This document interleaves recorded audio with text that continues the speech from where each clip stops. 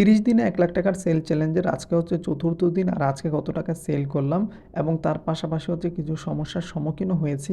সেই সমস্যার সম্মুখীনগুলো কী এবং তার পাশাপাশি আজকে কোথায় ডেলিভারি দিতে গেলাম সবকিছু বলবো আজকের এই ভিডিওতে ইনশাআল্লাহ।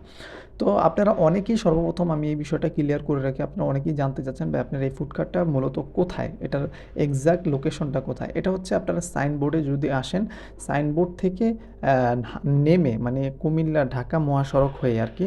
ঢাকা টু কুমিল্লা যে মহাসড়ক আছে এই পাশটাতে আপনারা নেমে তারপর হচ্ছে আপনারা কেউ কি কোনো রিক্শাওয়ালাকে বললেই হবে যে সাইনবোর্ড নিউ টাউন আবাসিক এলাকা।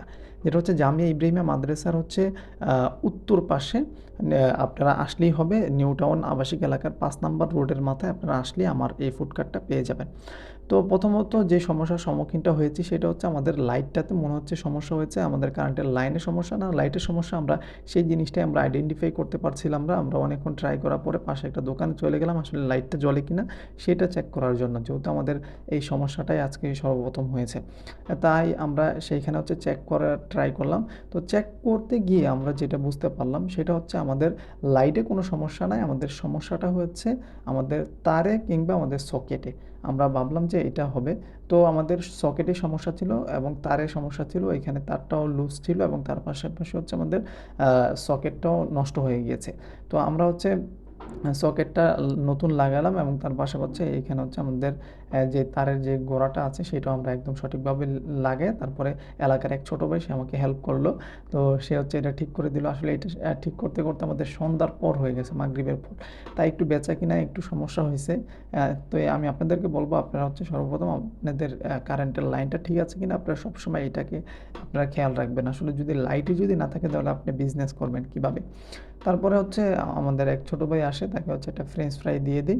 আর আপনারা অনেকেই জানতে চাচ্ছেন ভাই আপনার মেনুটা কী আছে আপনার মেনুতে?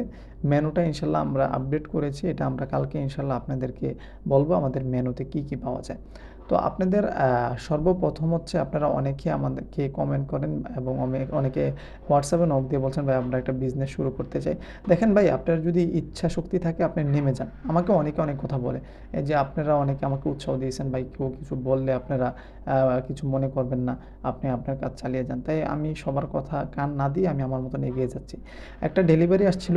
আমার যেহেতু আজকে ডেলিভারি ম্যান যে ছিল সে না থাকার কারণে আমি নিজেই নিয়ে যেতে হয়েছে।